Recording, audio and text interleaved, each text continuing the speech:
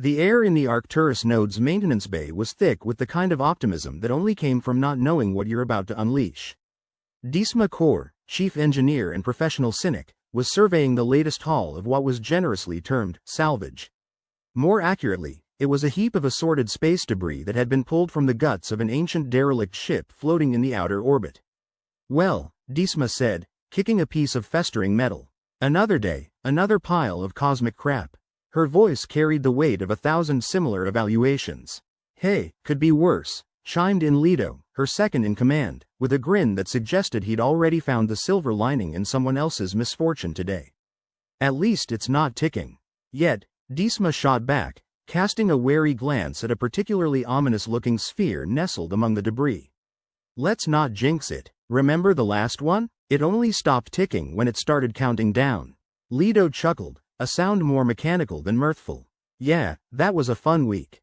Their banter was interrupted by the arrival of a tech from the lower decks, panting like he'd just sprinted the length of the node. Chief, you gotta see this, he gasped, pointing at a twisted metal container that looked like it had survived an angry star's personal vendetta. Disma raised an eyebrow, unimpressed.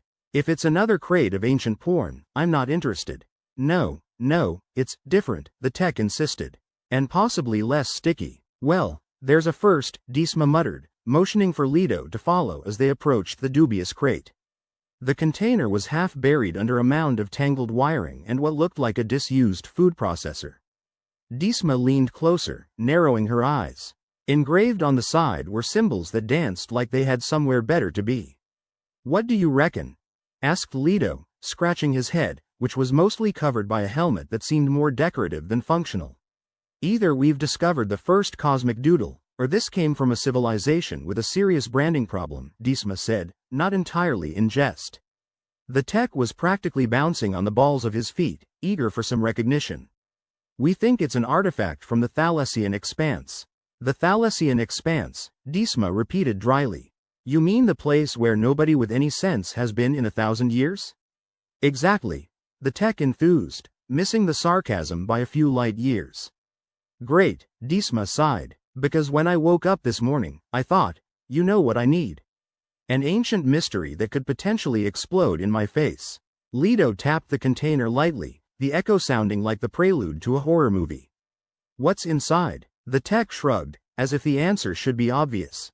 We don't know. That's the exciting part. Well, exciting's one word, Disma muttered. Dangerous, stupid, they all fit. She stood back, considering her options. All right, let's crack it open. But if it starts hissing, I'm running. With a few deft movements, Disma and Leto pried the container open. The lid gave with a reluctant groan, revealing a collection of what could only be described as utterly alien odds and ends. What do we have here? Leto murmured, peering into the abyss of relics. Disma picked up a small, intricately carved object that looked like it should either connect to a spaceship or be a really sophisticated paperweight. A load of incomprehensible junk, she said, turning it over in her hands. Maybe, Leto replied, but there was a glint in his eye that was hard to ignore. Or maybe something that'll finally get us out of this floating can. Optimist, Disma snorted. Let's not sell the node short just yet. Where else can you find a bar, a brothel, and a salvage yard all within walking distance? As they examined the contents, Disma felt a strange sensation crawl up her spine. It wasn't unfamiliar. She'd felt it whenever she was about to make a decision that would get her into deep trouble. It was the engineer's instinct, and it was screaming louder than the node's outdated alarm system. At the bottom of the container was a sealed compartment, transparent enough to reveal what looked like biological samples. Suspended in a viscous fluid, the samples were the color of a hangover's promise, swirling in a way that suggested life, or something close to it. Well, that's unsettling, Disma remarked, eyeing the samples with the skepticism of someone who'd seen too many horror flicks to trust anything in a jar. What do you think they are? Leto asked, his curiosity piqued despite himself. That's the million-credit question, isn't it? Disma replied. All I know is, if these things start singing, I'm out. Leto leaned closer, tapping the glass gently. You think they're alive? Alive, dead, somewhere in between. Does it really matter? Disma said, stepping back. The real question is, what do they want with us? The tech was practically quivering with excitement. This could change everything. Disma shot him a look so withering it could peel paint. Yeah, like our life expectancy. As they debated, a shadow crossed the bay, accompanied by a voice that could strip rust from metal. What's all this then? It was Captain Braxius, a man whose reputation was only slightly less tarnished than his ancient uniform. He had the kind of presence that made you wonder if he was the result of a regrettable black market gene splicing experiment. Just your standard haul of dangerous mysteries, Captain, Disma replied, her tone flat enough to play billiards on. The captain surveyed the scene with the enthusiasm of a man who'd rather be anywhere else. And what exactly do you plan to do with it?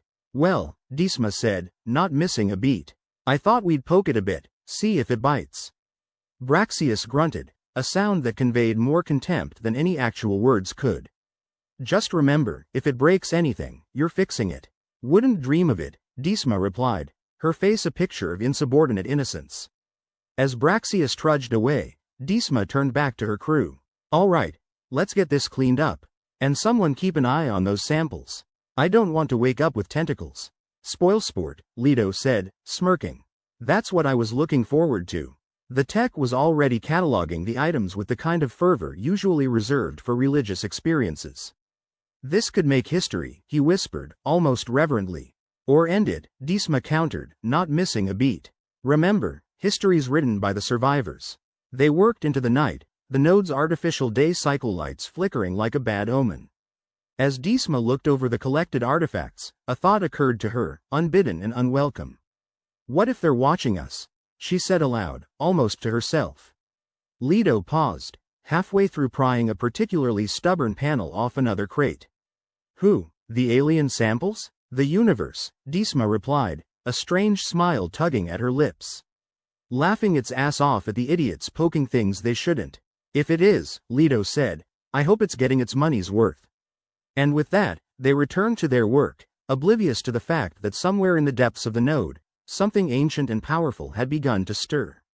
Something that would change everything they thought they knew about the universe and their place in it. But for now, it was just another day at the office, full of mysteries, sarcasm, and the ever-present possibility of an untimely demise.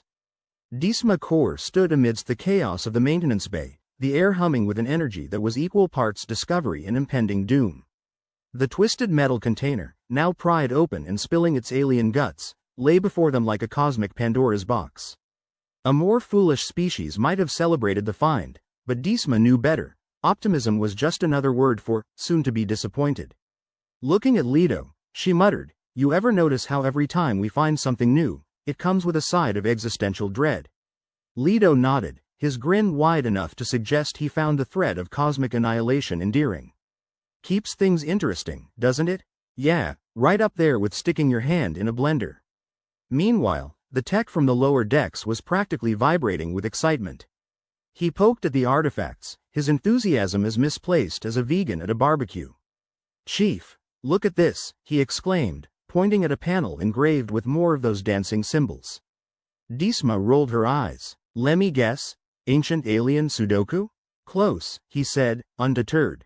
We ran some analysis, and it looks like a coded sequence. Could be instructions or a message. Or a recipe for disaster, Disma quipped, refusing to be swept up in the young tech's fervor. Leto, ever the optimist, leaned over her shoulder, peering at the symbols. Maybe it's the secret to eternal life. Or a really elaborate way to say, keep out, Disma countered. The symbols twisted and turned, mocking her efforts to decipher them.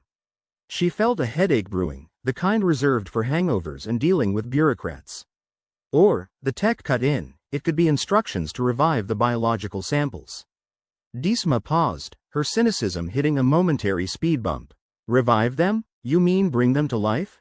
The tech nodded eagerly. If we can decrypt this, we might be able to resurrect whatever species these samples belong to. Resurrect, huh? Disma said, the word hanging in the air like the promise of rain in space. Sounds more like a fancy way of asking for trouble. Or a career-defining breakthrough, Leto added, ever the devil's advocate. Yeah, and a career-ending explosion, Disma replied, crossing her arms. The discussion was interrupted by the blaring of the node's PA system, a voice smoother than a politician's promise crackling through the speakers. Attention crew, all department heads report to the central briefing room. Mandatory attendance. Disma grimaced. Great, a meeting. Because if there's one thing I love more than ancient mysteries, it's sitting in a room full of people who think they have all the answers. Come on, Chief, Leto said, patting her on the back. Maybe they'll serve coffee. More likely bullshit, Disma muttered, her voice barely above a whisper. In the central briefing room, Captain Braxius stood at the helm, flanked by a selection of the station's finest, or at least, the ones who hadn't been smart enough to dodge the meeting. The air was thick with the smell of ambition and desperation, an intoxicating mix if one was into power plays. Thank you all for being here, Braxius began, his voice carrying an authority that could have rusted metal. We've all heard about the artifacts retrieved from the derelict. Now, we need to decide what to do with them. We should destroy them, snapped a voice from the back, belonging to Joss, the station's head of security and renowned pessimist. And throw away a potential gold mine? Countered Halden, the head of scientific research, his glasses perched precariously on his nose. The knowledge we could gain is invaluable. Invaluable? Joss snorted. Lethal. There's a fine line, and I'd rather not find out which side we're on via an alien autopsy. Disma leaned back in her seat, watching the back and forth with the detached amusement of someone who'd seen this play out 1,000 times. Politics, she whispered to Leto. The art of saying nothing while arguing about everything. What's your take, Chief? Leto asked, genuinely curious. Whatever decision makes the least sense, she replied, her voice dripping with irony. That's probably the one they'll go with. As if on cue, Braxius gestured for silence, the room obliging with a reluctance that suggested they'd rather be anywhere else. We need a plan. Disma, you've had a look at these artifacts. What do you propose? Disma rose, reluctantly stepping into the spotlight. Her eyes scanned the room, taking in the faces that looked to her for answers. Well, she began, her voice steady but carrying the weight of caution, the artifacts are a potential treasure trove of information, or a ticking time bomb. We don't know which yet. Then we should proceed with caution, Joss interjected, his tone as warm as a glacier. Preferably at a safe distance. Halden scoffed, adjusting his glasses. Caution has never led to progress. Nor has a closed casket, Disma shot back, earning a few chuckles from the crew. Braxius rubbed his temples, a man caught between a rock and a hard place, or in this case, a heap of space junk and a crew of bickering spacefarers. We need to strike a balance, he said finally. Explore the potential without risking the station.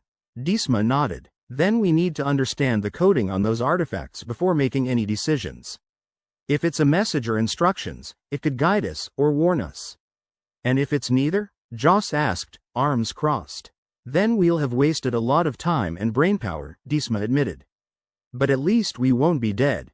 Braxius sighed, a sound that carried the weight of too many decisions and not enough answers. Very well, Disma, you and your team will continue the analysis. Keep us informed of any developments. Will do, Captain, she replied, already plotting her escape from the room of bureaucratic horrors. As the meeting broke up, Disma caught Leto's eye. Looks like we've got work to do. Isn't that always the case? He replied, ever the optimist. Back in the maintenance bay, the mood shifted from political battle to scientific exploration, albeit with a healthy dose of skepticism. Disma gathered her team, which now included a few more techs and specialists, all equally curious and cautious. All right, folks, she said, addressing the group. Our job is to crack this code. If there's anything in there that can help us understand the samples or the civilization they came from, we need to find it. And if they turn out to be hostile? Asked one of the newer techs, his youthful enthusiasm tempered by headlines of station disasters. Then we'll introduce them to station hospitality, Disma replied dryly. Which, to be fair, is enough to scare off most threats. The team set to work, the bay echoing with the sounds of tapping keyboards and the occasional groan of frustration. Disma watched over them, her mind a whirl of calculations and possibilities. If they cracked the code, what then? What if they unleashed something that couldn't be put back in its box? Hey, Chief, Leto called, breaking her reverie. Take a look at this. Disma joined him at a terminal, where lines of alien script scrolled across the screen. What am I looking at? It's a repeating sequence, Leto explained, pointing to a string of symbols highlighted in green. I think it's a cipher. Disma squinted at the symbols, her brain working overdrive. Could be a key, she mused. A way to unlock the rest of the data. Exactly, Leto said, his excitement palpable. If we can crack this, we might be able to translate the whole thing. Disma nodded, her mind already racing through the implications. All right, let's get to it. But remember, if it starts singing, I'm grabbing the nearest escape pod. The team worked late into the night, the bay lit only by the glow of computer screens and Disma's sardonic wit. As the hours stretched on, Disma felt the tension in the air, a mix of anticipation and dread. Whatever lay within those symbols, it held the promise of change, for better or worse. It was Leto who finally made the breakthrough. I've got it, he shouted, startling the others from their tired stupor. The key matches a standard Thalassian linguistic pattern. Disma moved to his side, her eyes scanning the translated text. Looks like instructions, she said, her voice filled with both relief and trepidation. Instructions for what? Asked the young tech from earlier, his voice barely above a whisper. Revival, Disma replied, the word heavy with potential. The room fell silent, the implications sinking in like a stone through water. They had the means to bring back a species long extinct, or lay dormant for reasons unknown. What do we do now? Leto asked, his voice cutting through the silence. We bring it to the captain, Disma said, her voice resolute.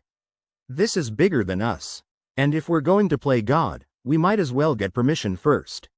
As they prepared to present their findings, Disma couldn't shake the feeling that whatever decision they made, it would change the course of their lives forever. They were teetering on the edge of discovery and disaster, and it was only a matter of time before they tipped one way or the other.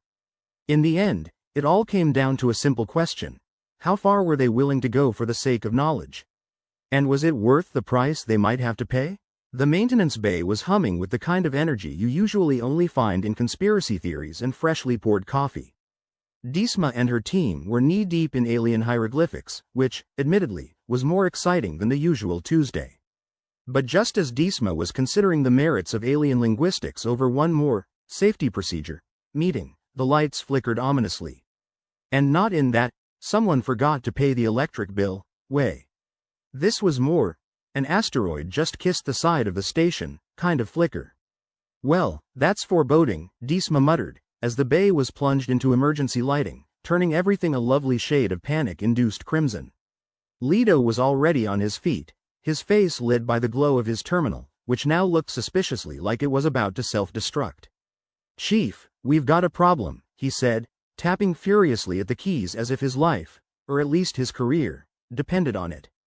What kind of problem? Disma asked, knowing full well that in space, problems came in only two flavors, catastrophic and apocalyptic. Someone's messing with our systems. It's like they're trying to fry our entire database, Leto replied, his voice tinged with a mix of incredulity and excitement, as if they just stumbled upon the plot of a bad spy thriller. Sabotage? Disma asked, arching an eyebrow. Either that or the universe has a really cruel sense of humor, Leto said, not missing a beat. Disma turned to the rest of the team, who were now looking at her like she had all the answers. Which was unfortunate because, at the moment, all she had was a headache and a severe lack of caffeine. All right, folks, looks like someone's trying to ruin our day. Let's not give them the satisfaction. The team snapped into action, scrambling to protect their research like it was a litter of kittens from a burning building. Which wasn't far from the truth, given the state of their equipment. Disma caught sight of the young tech, whose name she still couldn't remember despite the fact he'd been on her crew for weeks, struggling with a console that seemed determined to burst into flames. Hey, kid, unplug it before it turns into a toaster. The tech nodded, yanking out cables with an urgency usually reserved for last-minute tax filings. Got it, Chief. Meanwhile, Leto was muttering a string of curses at his terminal that would have made a space pirate blush. They're attacking the mainframe, trying to isolate us from the rest of the station. Fantastic, Disma grumbled, because if there's one thing I love, it's being disconnected in the middle of a crisis. Think it could be someone on the crew? Leto asked, his fingers dancing over the keys in a desperate attempt to outwit their unseen adversary. Disma considered this, her mind flicking through the roster of suspects like she was scrolling through a particularly shady dating app. It'd have to be someone with serious access. Or a hell of a lot of balls. Great, Leto replied, So we're looking for someone with clearance and a death wish. Before Disma could conjure a witty retort, a klaxon blared, the sound echoing through the bay like a particularly angry goose. The station's AI, affectionately known as Vera, decided now was a good time to chime in. Attention, maintenance bay. Unauthorized access detected in critical systems. Security protocols activated. Well, Vera, Disma said to the disembodied voice, thanks for stating the obvious. She turned to the team, who were starting to look more than a little frazzled. Okay, folks, we need to secure the artifacts. If someone's trying to sabotage us, they might make a play for those next. As if on cue, the scatter of footsteps echoed from the corridor outside the bay, the sound barely audible over the cacophony of alarms and nervous chatter. Disma's instincts kicked into overdrive, and she signaled for silence, her eyes locking with Leto's in a silent command. Who the hell else would be dumb enough to come down here during a security breach? Leto whispered, moving to position himself by the entrance. Someone who's either very brave or very stupid, Disma replied, pressing herself against the wall, ready to ambush whatever threat was about to stroll through the door. The footsteps drew closer, awkward and uneven, like someone not used to sneaking around. Disma tightened her grip on the makeshift club she'd fashioned out of a piece of alien metal, because nothing said, get lost, quite like bludgeoning someone with their own relics.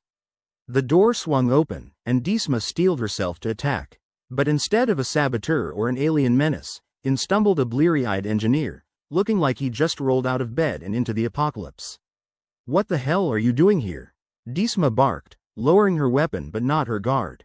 The engineer blinked, clearly confused. I got lost on the way to Deck 9, he mumbled, scratching his head and looking around as if expecting to find himself in a breakfast nook instead of a potentially hostile takeover. Deck 9 is 2 floors down and a left turn past the cafeteria, Leto snapped, clearly unimpressed with the man's navigational skills. This is not the time or place for a scenic tour. Sorry, the engineer muttered, backing out with all the grace of a drunken space cow. As the door hissed shut behind him, Disma sighed, a sound that conveyed a lifetime's worth of exasperation. Station's finest, she muttered, turning back to the task of saving their research from an untimely demise. All right, let's lock this place down, Disma continued, rallying her crew. Leto, get into the system and see if you can shut down any more attacks. The rest of you, start backing up the data manually. The team set to work with a kind of desperate efficiency only found in people who deeply valued not getting blown up. It was a race against time, against an enemy they couldn't see, and against the very real possibility they'd lose everything they'd worked for. Disma moved to her own terminal, her fingers flying over the keys as she initiated every failsafe she could think of. In the back of her mind, a nagging voice reminded her that none of this should be happening. They were scientists, not saboteurs. And yet, here they were, playing defense against God knew what. Chief, Leto called, his voice tight with urgency. I've isolated the breach, but it's gonna take a while to purge the system. Whoever did this knew what they were doing. Then we need to buy you time, Disma replied, her mind racing through possibilities. Can you reroute the power to the backup systems? Maybe we can at least keep the artifacts safe. I can try, Leto said, already hands deep in wires and circuits like a man possessed. Disma turned her attention back to the team. Keep your heads down and stay focused. We don't know how long we can hold them off. The room was tense, the only sounds the frantic clatter of keys, the whirring of machinery, and the distant, ever-present hum of the station, a reminder of the thin line between them and the void outside. Got it, Leto shouted, the relief in his voice palpable. Backup systems are online. It should give us a fighting chance. Good work, Disma said, feeling a small sense of victory in the midst of chaos. But the celebration was short-lived. The lights flickered again, this time accompanied by a low rumble that made the floor vibrate beneath their feet. What now? Disma groaned, as if the universe hadn't already thrown enough at them today. Looks like something hit the station, Leto said, scanning the monitors as if expecting them to reveal some cosmic prank. Because of course it did, Disma muttered, already bracing for the worst. Hope whoever's out there is as bad at aiming as they're at making friends. The team hunkered down, the air thick with tension and the unspoken fear of what lay outside their thin metal walls. It was a feeling all too familiar to Disma, standing on the edge of the unknown, hoping like hell not to fall in. "Whatever happens," she said, her voice steady despite the chaos around them, "we stick together. We've come too far to lose it all now." The team nodded, their determination a quiet testament to the human spirit, even if that spirit was mostly fueled by caffeine and stubbornness. "We'll get through this," Leto said, a rare moment of seriousness in his voice that didn't go unnoticed. "Yeah," Disma replied, allowing herself a small smile. "And when we do, I'm taking a week off." For now, they held the line, defying the odds with nothing but grit, wit, and a shared hope that tomorrow might be just a little less disastrous. As the station shuddered around them, Disma couldn't help but chuckle darkly, the sound lost in the noise of impending doom. Who knew unraveling ancient mysteries would come with such a killer benefits package? And with that, they returned to their work, their resolve unshaken, even as the universe continued to test the limits of their sanity. Disma was used to the station making weird noises, but this was different, like listening to a reluctant accordion player stuck in a never-ending performance. The lights flickered with a frequency that would give anyone a seizure if they stared too long, and the floor vibrated as if a beast trapped beneath was struggling to escape. "Is it just me, or has the station developed a new dance move?" Leto quipped, eyes glued to the screen in front of him. His fingers tapped a frenzied rhythm, like a pianist having a breakdown mid-concerto. "More like a midlife crisis," Disma replied, taking a moment to wonder if the station was actually sentient, in which case they were all in deep trouble. "Vera, what's going on with the structural integrity?" "Multiple anomalies detected," Vera responded in that infuriatingly calm voice. "Systems are operating outside normal parameters." "Great, even the ship's starting to lose it," Disma muttered, running a hand through her hair. She shot a look at the young tech, who was currently trying to fend off a particularly aggressive panel that seemed hell-bent on releasing all its screws at once. "Kid, did you install a disco ball without telling me?" The tech shook his head, his expression somewhere between confusion and terror. "No, Chief. I swear everything was normal until now." "Normal," Leto repeated, his tone dripping with sarcasm. "Remember when normal meant the biggest problem was running out of coffee?" "Those were the days," Disma replied, a wistful smile tugging at her lips. But back to reality, which, as usual, refused to behave. She couldn't shake the feeling that the station's odd behavior was tied to the artifacts. After all, when you start messing around with alien stuff, things tend to go sideways, often literally. Disma moved to her terminal, her mind a whirlpool of distrust and caffeine deprivation. Her fingers danced across the keys, probing the station's network for any signs of sabotage. What she found instead was an unexpected delight, like discovering a hidden trapdoor in your grandmother's attic filled with vintage wine instead of cobwebs. "Leto, check this out," she called, eyes wide, pointing at the tangled mess of code on her screen. It was a hidden network, an entire subsystem buried within the station's infrastructure like a secret society of circuit boards. "Well, what do you know?" Leto said, leaning over her shoulder. "We've got ourselves a ghost in the machine. Think it's friendly? Given our luck, I'd bet on it being a homicidal maniac," Disma replied dryly. "But at least we're not completely in the dark." The hidden network was a labyrinth of encrypted pathways and subroutines, each one humming with a purpose Disma couldn't quite decipher. She felt a mixture of dread and exhilaration, a paradox that seemed to define her life lately. "Leto, get into this system and see if you can figure out what it's doing," she directed, already feeling the pressure of time bearing down on them. "On it," Leto said, diving into the digital depths like a particularly cynical deep-sea diver. Meanwhile, Disma racked her brain for what the network's existence could mean. Could it be controlling the station's behavior? Or was it something else entirely? She didn't like unanswered questions. They were like black holes, sucking in everything around them and spewing out existential dread. "Chief, this thing is crazy," Leto announced after a few minutes, eyes glued to the screen. "It's linked to the artifacts. I think it's trying to communicate with them, or maybe through them." "Communicate what?" Disma asked, leaning in, heart pounding like a drummer on a sugar high. "A friendly hello or a declaration of war? Hard to tell," Leto said. "But whatever it is, it's causing the system to freak out." "Figures," Disma sighed. "All right, we need to figure out what it's saying, and fast. Before the station decides to do something drastic, like vent us into space." The rest of the team was still focused on their tasks, oblivious to the silent communication unfolding around them. Disma knew she had to keep them in the loop, even if the loop was currently more of a noose. "Listen up, everyone," Disma called, pulling her team from their work. "We've found a hidden network in the station's system. It's linked to the artifacts and might be causing all this chaos." "Is it dangerous?" the young tech asked, eyes wide like saucers. "Well, it's not exactly a teddy bear picnic," Disma replied, her sarcasm only somewhat masking the seriousness of the situation. "But we need to understand it before it decides to make a real mess." "How do we do that?" another team member asked, her voice tinged with uncertainty. "We decode it," Disma said. "Lido's on it, but we might need all hands on deck. This could be the key to understanding what we're dealing with here." The team nodded, their expressions a mix of fear and determination. They were scientists, after all. Paranoia and curiosity were practically their bread and butter.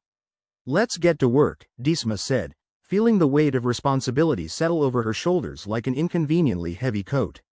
As the team dove into their tasks, the station continued its erratic dance, a constant reminder of the ticking clock. Disma watched her crew, pride and worry gnawing at her in equal measure. They were a good team, even if they were occasionally as dysfunctional as the station itself. "Chief," Lido called, his voice pulling her from her thoughts. "I think I've found something." Disma rushed over, her heart skipping a beat. "What is it?" Lido pointed at the screen, where a series of symbols flashed in rapid succession. "These symbols. They match the ones on the twisted metal container." Disma's stomach did a somersault. The container, with its engravings, had been an enigma from the start, a puzzle with no convenient corner pieces. Now it seemed like it was more than just a relic, it was a part of this hidden network's blueprint.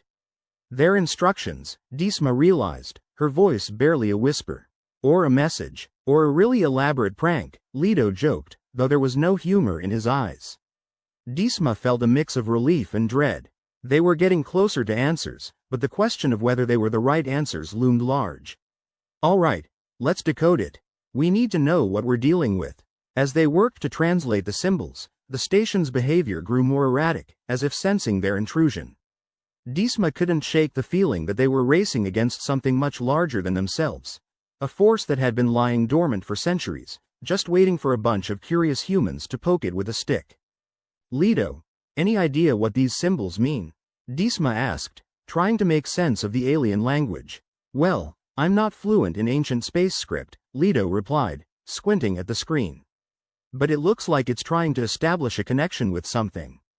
Could be another station, could be a ship. Hell, it could be an intergalactic pizza delivery service for all we know." "Let's hope it's not anchovies," Disma quipped, though her mind was racing with possibilities. "We need to figure this out before the station decides to do something catastrophic." They worked in tense silence, the only sounds the frantic clicking of keys and the ominous hum of the station. It was a gamble, a high-stakes game with too many unknowns and no chance of a practice round. "Chief, I think I've got something," Lido announced after what felt like hours but was likely only minutes. "This part here, it's a protocol. I think it's meant to stabilize the station." "You mean we can fix this mess?" Disma asked, hope flaring like a match in the dark. "Maybe," Lido said, his cautious optimism tempered by realism. "But it's a long shot.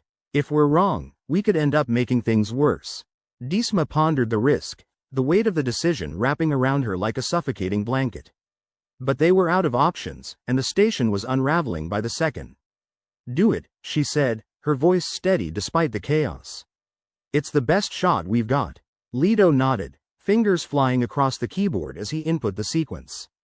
Disma watched, a mix of fear and anticipation knotting in her stomach.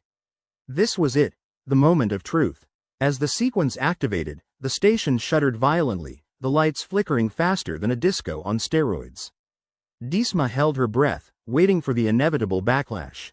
Then, miraculously, the vibrations ceased, the lights stabilized, and the oppressive tension hanging in the air lifted like a fog. It was as if the station had let out a long, relieved sigh. "Well, would you look at that," Lido said, a grin spreading across his face. "We didn't blow up." "Always a bonus," Disma replied, unable to stop the smile that tugged at her lips. "Nice work, Lido." The team let out a collective cheer, the sound echoing through the bay like a victory anthem. They'd done it. Against all odds, they'd managed to stabilize the station and uncover a part of its secrets. But Disma knew better than to get too comfortable. The hidden network was just the beginning, an appetizer to a much larger, more dangerous meal. They'd made progress, but the true nature of the artifacts and their connection to the station was still shrouded in mystery. "All right, team," Disma called, bringing them back to reality. "We've got a lot more work to do. Let's keep at it and see if we can't figure out what else this ghost in the machine has in store for us." As they returned to their stations, Disma felt a renewed sense of purpose. The road ahead was long, dark, and full of pitfalls, but they were on the right track. And for now, that was enough. The universe might have thrown them into the deep end, but they were learning to swim. And who knew? They might just make it to the other side in one piece. Disma chuckled to herself, the sound lost in the hum of the station. Who'd have thought deciphering alien hieroglyphics would be the easy part? With that, they pressed on, determined to unravel the mysteries of the station and its enigmatic artifacts, one code at a time. "So, we've stabilized the station," Disma said, pacing the dimly lit room like a caged animal. Though she'd never seen a real one, only the kind that pace in old vids. "But now we're the ones who get to sit in the naughty corner."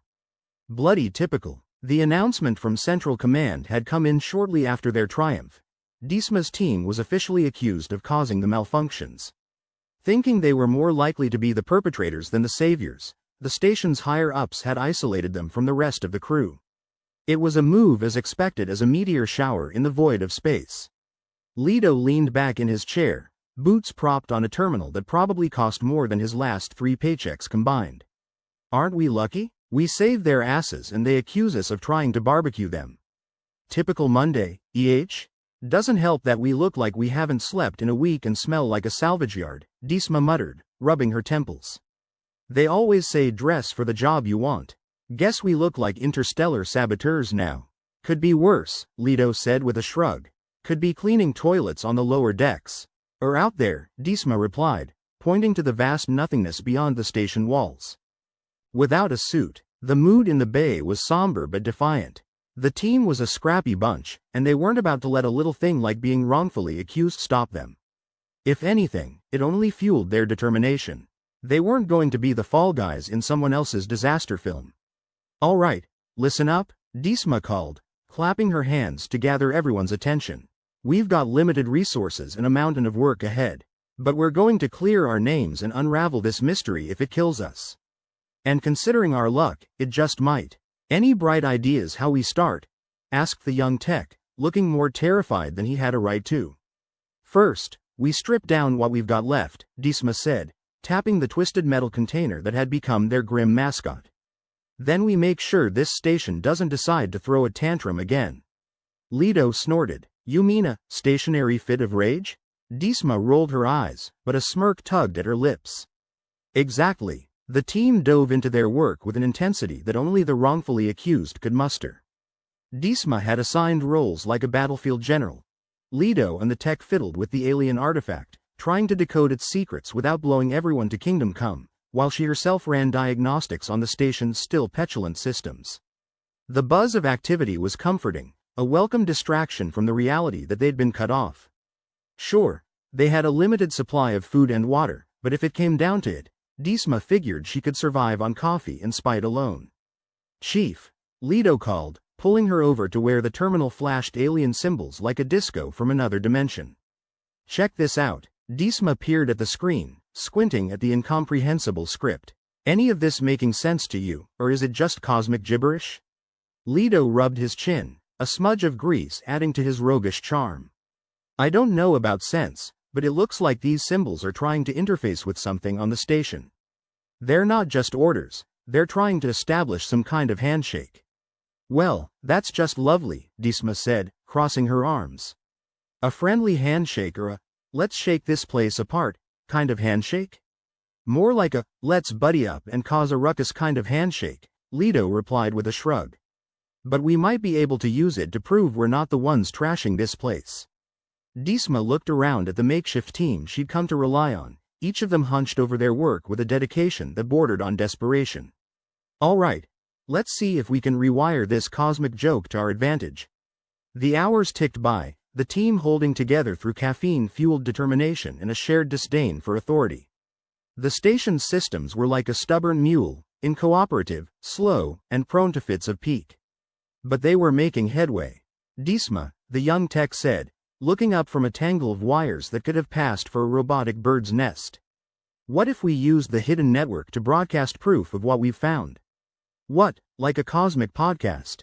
Leto quipped, eyebrows raised. More like an interstellar newsflash, Disma replied, a plan taking shape in her mind. If we can show command what we've uncovered, maybe they'll realize we're not the bad guys here.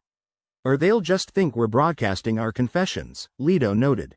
Disma shrugged. Well, can't win them all. But it's worth a shot. The team turned their focus to the network, fingers dancing over keyboards like people possessed, or possibly just very sleep-deprived. They tapped into the hidden pathways, sending signals and data through encrypted channels as if they were playing a high-stakes game of digital cat and mouse. Let's hope this broadcast doesn't go viral in the bad way, Disma said, watching as lines of code raced across the screen. I'd rather not be famous for getting us all spaced.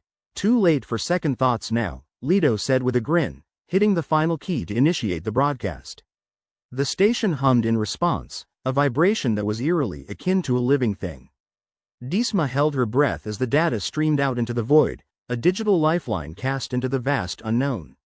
Minutes passed with agonizing slowness, each one stretching the tension tighter until it felt like it would snap.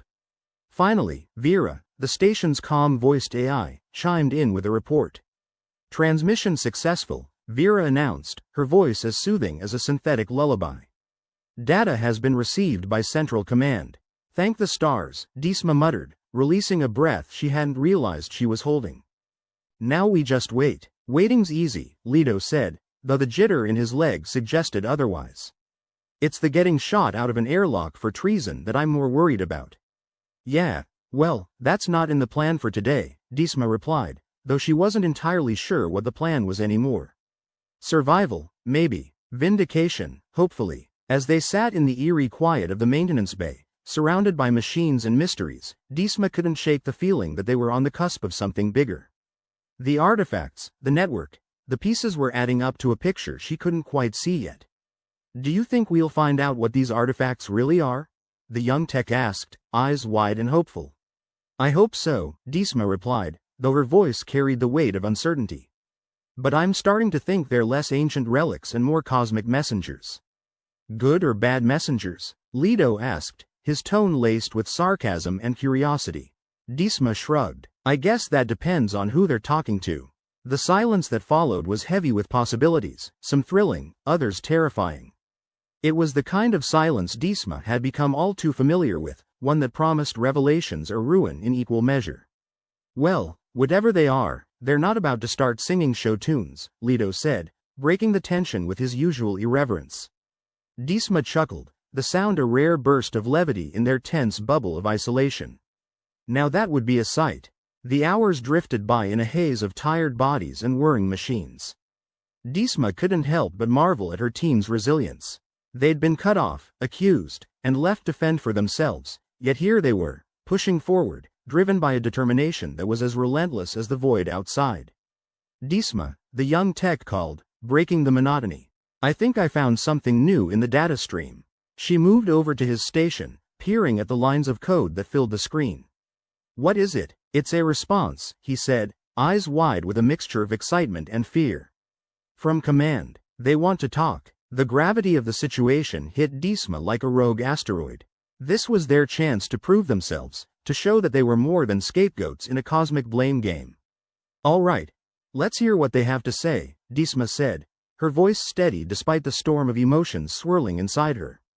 As they prepared to engage with command, Disma felt a surge of hope, not the naive kind, but a gritty, hard-won hope forged in the fires of adversity. They'd gone through hell and back, but they were still standing. And as long as they were breathing, they'd keep fighting.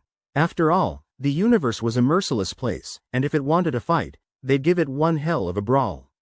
Disma Kaur ran a hand over her face, which felt as weary as it looked. The maintenance bay was alive with the mad energy of the desperate and the damned. Somewhere in the chaos, Leto was fiddling with a terminal like a virtuoso playing a concerto of bad decisions, while the young tech was tangled in cables, looking like he'd lost a fight with a mechanical octopus.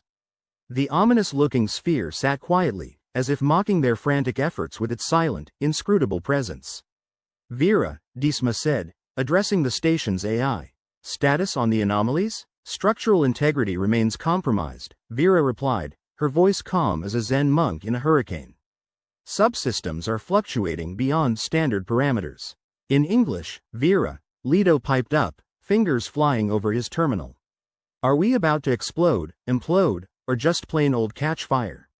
"Increased probability of catastrophic failure remains high," Vera responded with the kind of cheerfulness only a machine could muster when delivering bad news. "So, business as usual," Disma muttered. She turned her attention back to the twisted metal container.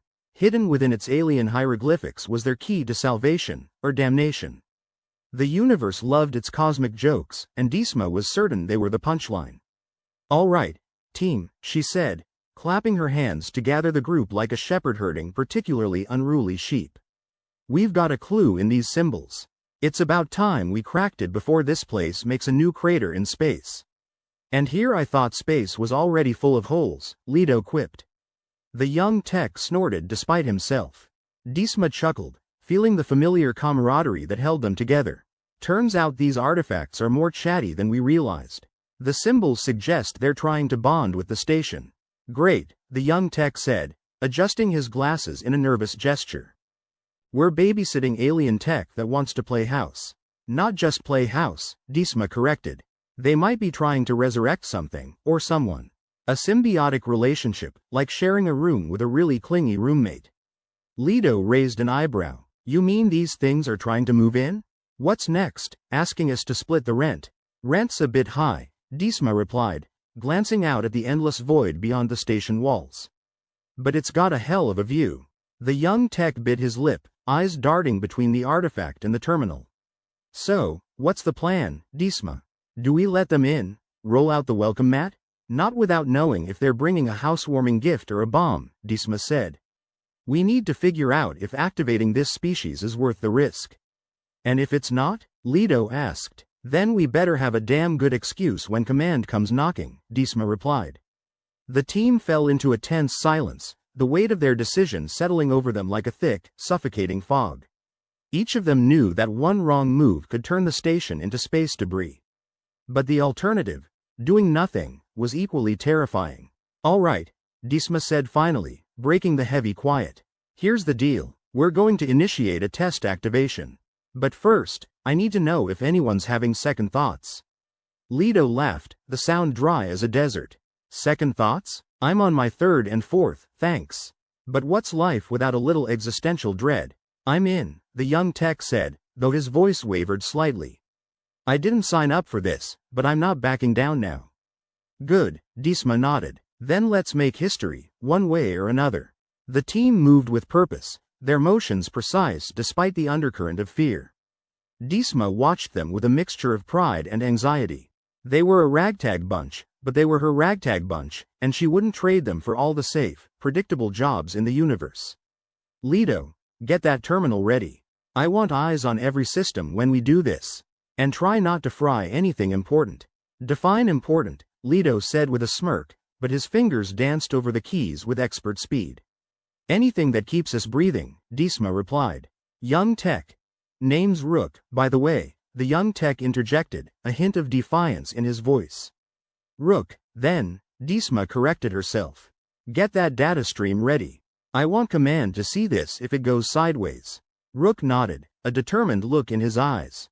"Got it, Chief." As they prepared for the activation, Disma couldn't help but feel like they were lined up on the edge of a very high cliff, ready to jump without knowing if there was water or rocks below. But that was the job, wasn't it? Venturing into the unknown, risking everything for the chance to make a difference, or at least avoid getting obliterated. "Vera, initiate activation sequence," Disma commanded, her voice steady even as her heart pounded like a war drum. "Activation sequence initiated," Vera confirmed, the lights flickering ominously as the station responded to the command. The ominous-looking sphere began to glow, a soft, pulsing light that seemed to pulse in time with the station's hum. The twisted metal container emitted a low, resonant hum, like the world's most unsettling tuning fork. Disma held her breath, waiting for something, anything, to happen.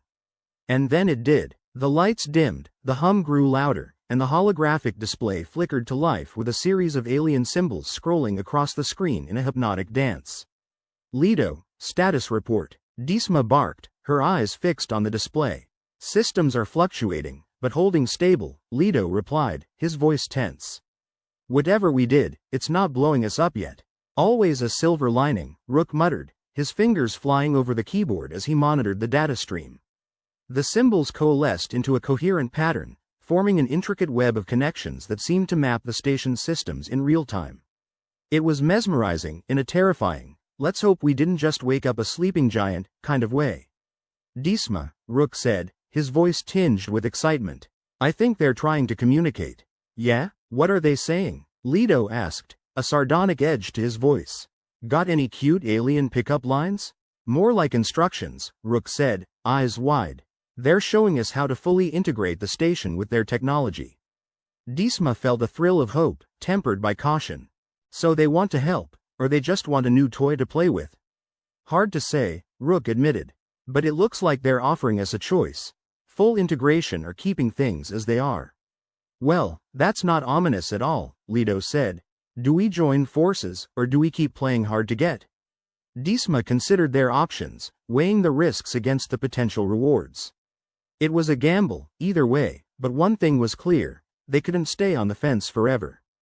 Team, this is it, Disma said, turning to face them. Do we take the plunge and integrate, or do we pull the plug? The silence stretched, each team member caught in their own web of doubt and determination. Disma knew the choice wasn't just about survival, it was about the kind of legacy they wanted to leave behind. Were they explorers or survivors? Pioneers or prisoners of their own fear? I say we integrate, Rook declared, surprising them all with the firmness of his decision. We didn't come this far to turn back now. Lido nodded, a rare seriousness in his eyes. I'm with Rook, let's see where this rabbit hole goes. Worst case, we'll at least go out with a hell of a story. Disma exhaled slowly, the knot of tension in her chest loosening just a bit. All right, let's make this station the friendliest haunted house in the galaxy. With a renewed sense of purpose, the team got to work, following the alien instructions with a mix of trepidation and excitement. Disma could feel the station's pulse beneath her fingertips, as if it was alive, watching them with a wary curiosity. Final checks, people, Disma called, her voice cutting through the frenetic energy. Make sure everything's in place before we hit the big red button. Everything's set, Lido confirmed, his gaze fixed on the terminal. Just say the word. Rook nodded, his expression a mix of determination and fear. We're ready. Disma took a deep breath, her mind racing with possibilities. She knew there was no going back after this, but maybe that was the whole point. Sometimes, you had to leap without looking, trusting in your own courage to guide you through the darkness. Vera, initiate full integration, Disma ordered, her voice steady and sure. The station seemed to hold its breath, the silence profound and expectant. Then, with a shudder that was felt more than heard, the systems began to merge, the alien technology weaving itself into the fabric of the station like a living thing. Disma watched, awe mingling with apprehension as the lights brightened and the hum deepened, resonating through her bones. The symbols on the display shifted, transforming into a complex, shimmering network that pulsed with life and energy. We did it, Rook breathed, his voice filled with wonder. We actually did it, yeah, Lido said, a grin spreading across his face. Now let's just hope it doesn't turn us into alien puppets. Disma chuckled, relief washing over her like a tidal wave. They'd taken the plunge, embraced the unknown, and emerged on the other side, changed, but whole. All right, team, Disma said, her voice carrying a newfound confidence. Let's see what our new friends have in store for us. As they delved deeper into the mysteries of the artifacts, Disma couldn't help but feel a spark of hope. It wasn't the naive kind, but the hard-won, gritty kind that came from standing on the edge of oblivion and choosing to fight back. The universe was a merciless place, but they'd shown it what they were made of. And whatever came next, they'd face it together, ready to take on whatever challenges lay ahead. Disma Core had always thought that the worst thing about space was the way it made you feel so small, so insignificant. But right now, as she stood in the flickering glow of the alien interface, she felt anything but insignificant. More like the unwitting star of a cosmic comedy where the punchline might just be her own demise. Leto, Rook, what's the status? She asked, keeping her voice steady even as the station throbbed around them like it was catching its breath after a long, hard run. The systems are doing something, Leto replied, his fingers typing furiously on the terminal. I'm not sure whether to be impressed or terrified. Why not both? Disma muttered. Let's aim for versatility in our emotional breakdowns. Rook, still peering at the jumble of alien symbols, chimed in. The interface seems to be adapting to our systems. Like they're trying to get to know us before they murder us in our sleep. Great, Disma said dryly. At least we'll die well acquainted. As if on cue, the lights flickered again, then stabilized. An eerie hush settled over the bay as the alien technology finally seemed to take a breath and come alive in a way that was almost comforting. It was like having a new pet that might explode if looked at the wrong way. You had to admire the thrill of it all. Vera, Disma called, any updates from our new friends? The AI's voice came through, calm and collected. The entity appears to be attempting communication. Initial analysis suggests it is seeking to stabilize the station's core functions. Ah, see? Leto said, grinning. They don't want to kill us. They want to give us a hand. Or tentacle, whatever it is they use.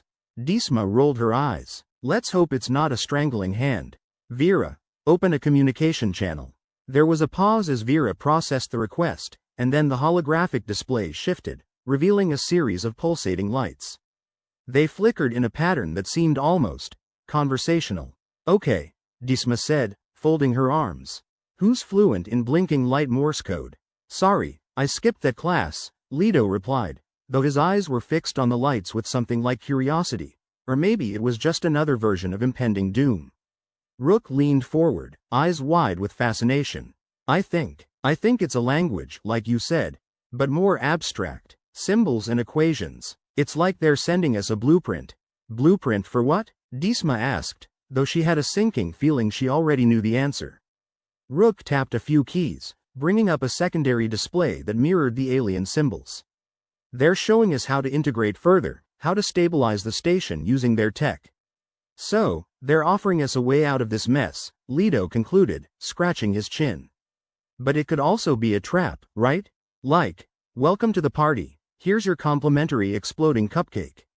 True, Disma agreed, staring at the display like it might reach out and bite her.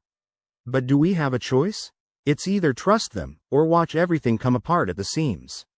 Well, I'm personally not a fan of watching things come apart, Leto said, wry smile on his lips. I'd rather see what happens when you put them together. Spoken like a true optimist, Disma said, chuckling. Or a masochist. Rook was already working on translating the symbols into something more actionable. We should at least give it a shot, try to understand what the entity wants. Maybe it's less of a horror show than we're imagining. Or maybe it's a different kind of horror show, Leto added. The kind with musical numbers and sequined aliens. Disma sighed, feeling the weight of the decision pressing down on her. All right, let's proceed, but carefully. I want monitors on every system, and I mean every system. If this ship so much as sneezes, I want to know about it.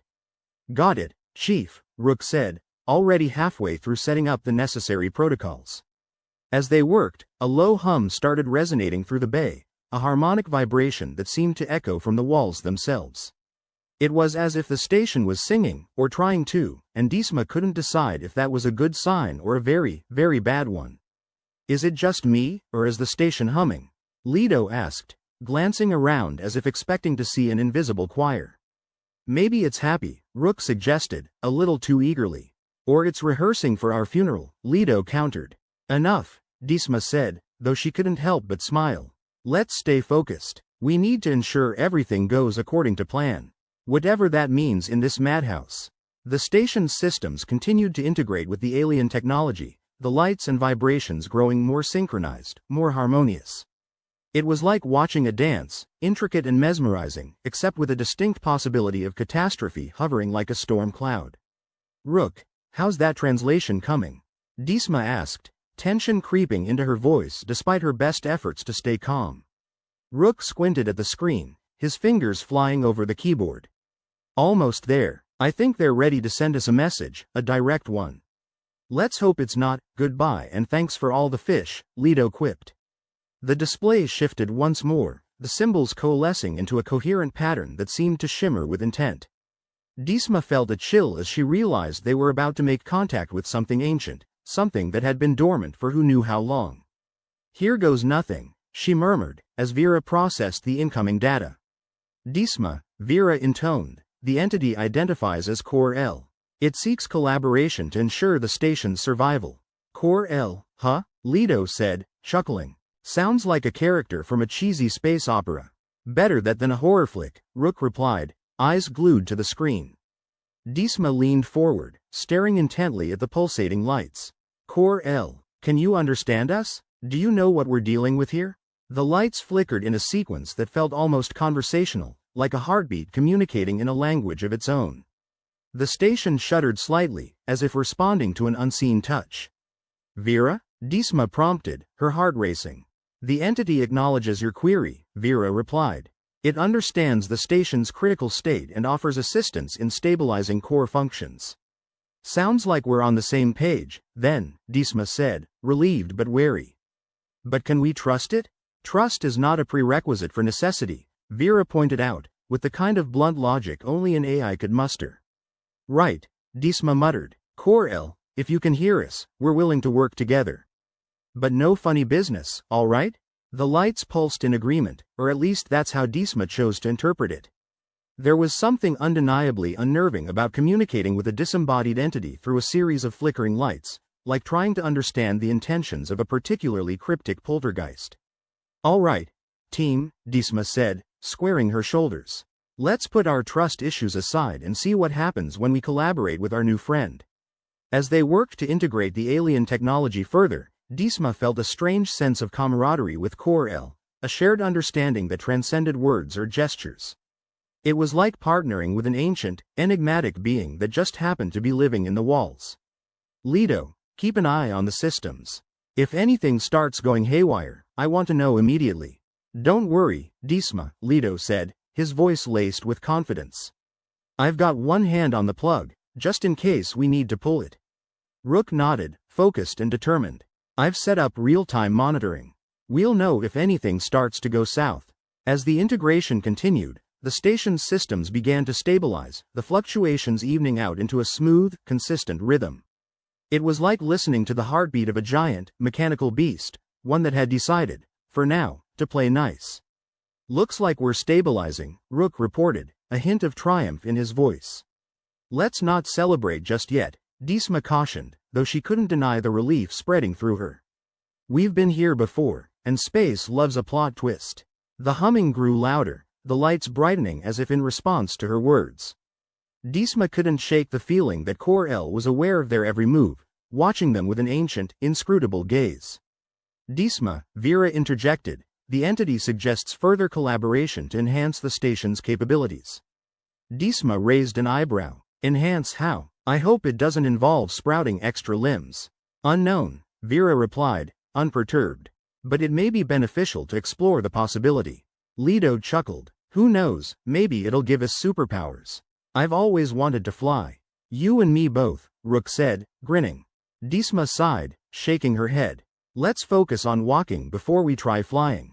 We've got enough on our plate just trying to keep this station from turning into a fireworks display. As they continued their work, Disma couldn't help but feel a strange sense of optimism, tempered by the ever-present cynicism that had kept her alive all these years. Maybe, just maybe, Core L's intentions were genuine. Maybe collaborating with an ancient alien entity wasn't the worst idea they'd ever had. All right, team, Disma said, her voice steady and firm. Let's see where this takes us. We've got an alien on our side now, and I'm not sure if that makes us lucky or cursed. Guess we'll find out soon enough, Leto replied. Hope you've got your rabbit's foot. Disma smiled, feeling the spark of hope igniting within her. It wasn't the naive kind, but the gritty, defiant kind that came from staring into the abyss and deciding to kick its ass anyway. The universe was a merciless place, but they'd shown it what they were made of. Whatever challenges lay ahead, they'd face them together, ready to take on the unknown with equal parts courage and irreverence. The mood aboard the Arcturus node was less doomed spaceship and more awkward office party, where everyone knew the drinks could run out at any moment, and the boss had a habit of firing people on Fridays. The station hummed with an alien harmony that had somehow settled into the crew's collective subconscious, like an irritating tune you couldn't quite shake. Disma leaned back in her chair, or what passed for a chair in a maintenance bay, watching the chaotic dance of lights on the terminal.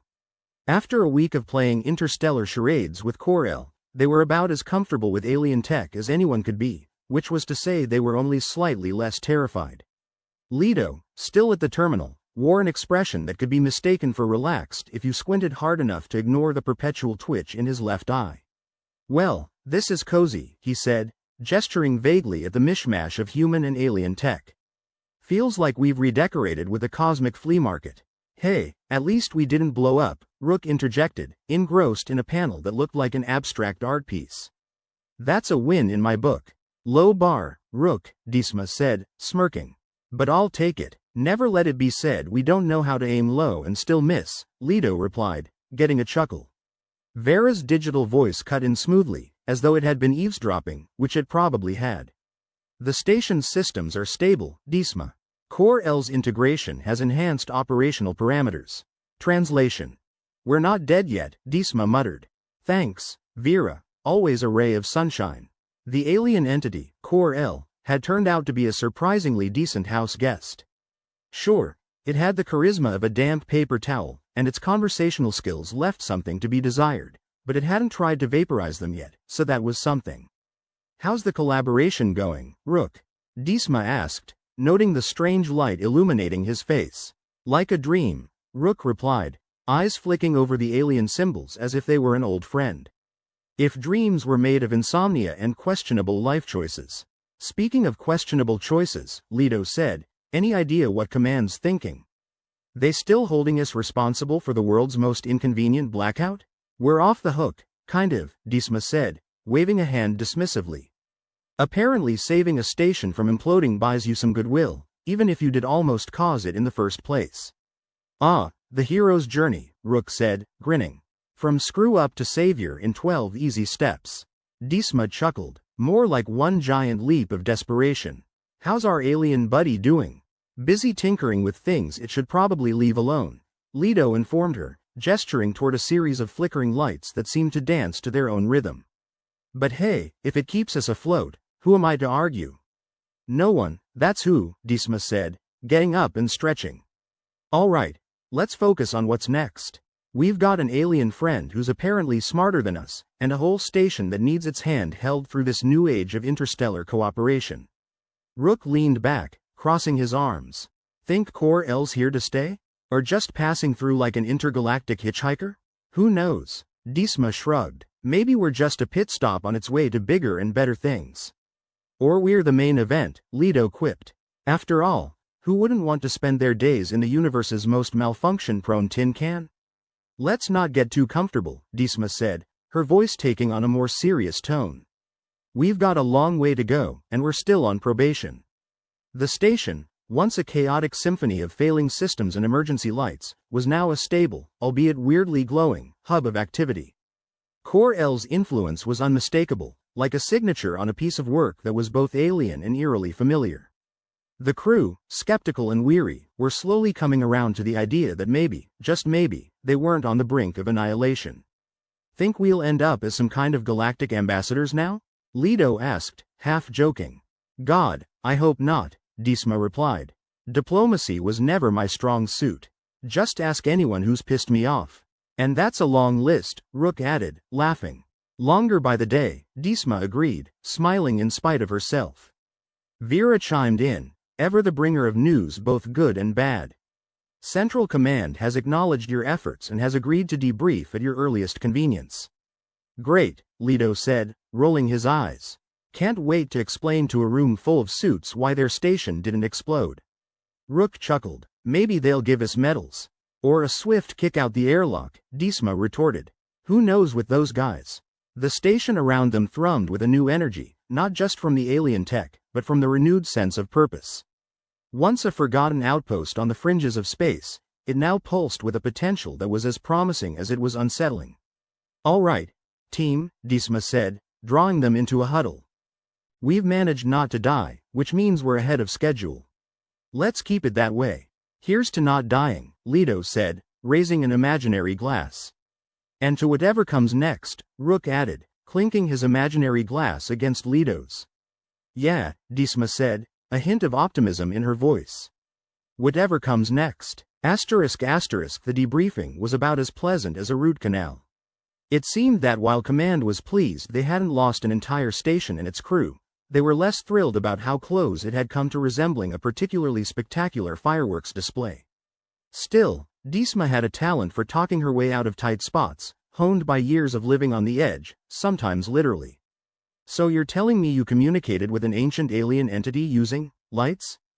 Commander Renshaw asked, his eyebrow arched like a suspicious caterpillar.